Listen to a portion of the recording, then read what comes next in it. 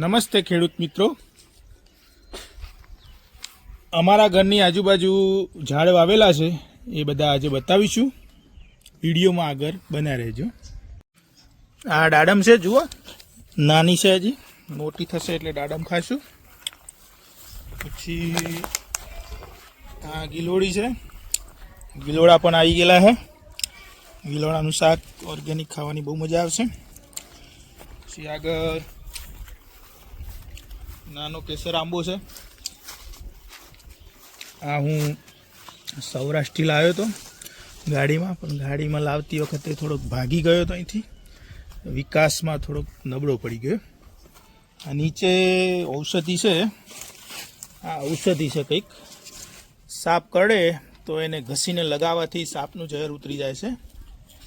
બાજુમાં પણ મોટો કેસર આંબો છે. આ પણ હું સૌરાષ્ટ્રમાંથી લાવ્યો હતો, પોરબંદરથી ગાડીમાં.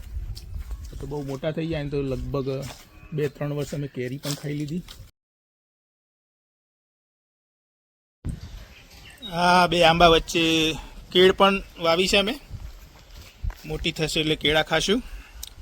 બાજુમાં ચોળી વાવેલી છે. ચોળી આવી ગઈ છે. ચોળીનું શાક ખાવાની મજા આવે. બાજુમાં ભીંડા છે, ઓર્ગેનિક ભીંડા. આ પણ ચોરી જ છે. આગળ નારિયેરી છે. આ પણ હું સૌરાષ્ટ્રમાંથી જ લાવ્યો હતો ગાડીમાં.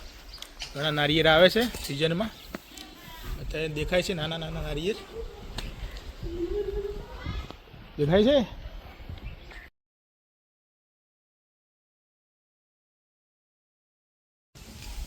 આ જામફળ છે, 12 માસ જામફળ આવે છે આમાં. ઇસ્કોલી, ચકલા, પોપટ ખાઈને બધા મજા કરે છે. નીચે રીંગણી વાવેલી છે, મીઠા મીઠા રીંગણ આવે છે. બાજુમાં મરચી છે, ટામેટા તમે જોઈ શકો છો. આ ટામેટા છે, નાના નાના, અત્યારે નાના છે. ગવાર પણ વાવે છે. આ બાજુ જોઈ શકો તમે, મોટા થઈ ગયા છે ટામેટા. આ બાજુ ઘણા બધા રીંગણ છે. બાજુમાં બીજી એક જામફળી છે, એના પણ જામફળ આવી ગયા છે. આ બાજુ દૂધીનો વેલો છે. દૂધી જોઈ શકો તમે, આવી ગઈ છે. આ બાજુ ઓર્ગેનિક દૂધી છે. ચોમાસામાં વેલાવાળા શાકભાજી ખાવા જોઈએ. વચ્ચે પણ ઘણી બધી દૂધી આવી ગયેલી છે.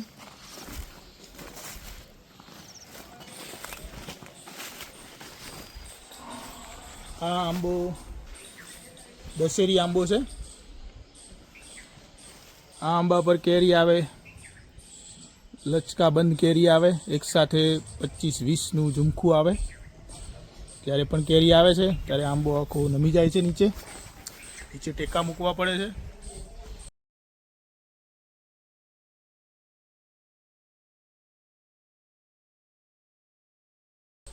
બાજુમાં પણ દશેરી આંબો જ છે. એના બાજુમાં કેળ છે. 3 કેળ થઈ છે, નાની નાની છે હજી. આ પણ કેસર આંબો છે.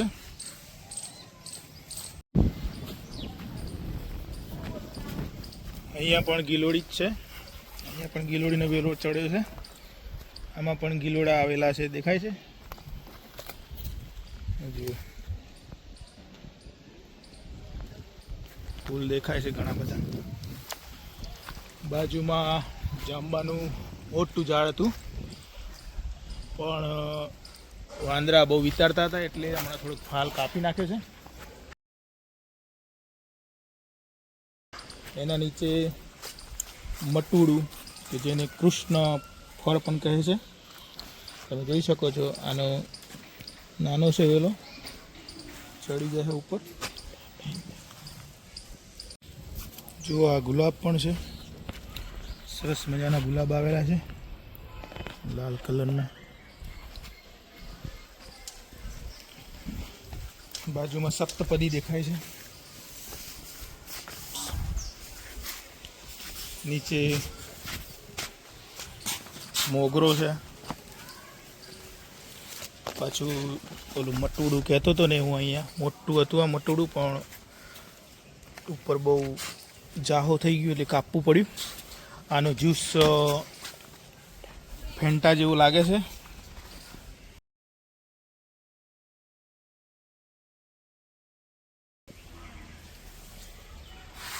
જ્યુસ પીવાની બહુ મજા આવે.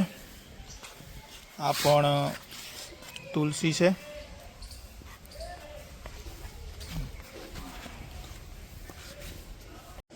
જોઈ શકો બંને બાજુ બોરસલ્લી પણ છે. નીચે આ ઓરેગાનો છે, જેનું પાનની સુગંધ આવે, તજમા જેવી લાગે. બાજુમાં નાનો ફૂલ છોડ છે. એલોવેરા છે, ઘણા બધા એલોવેરા છે, ઘાસમાં દેખાતા નથી.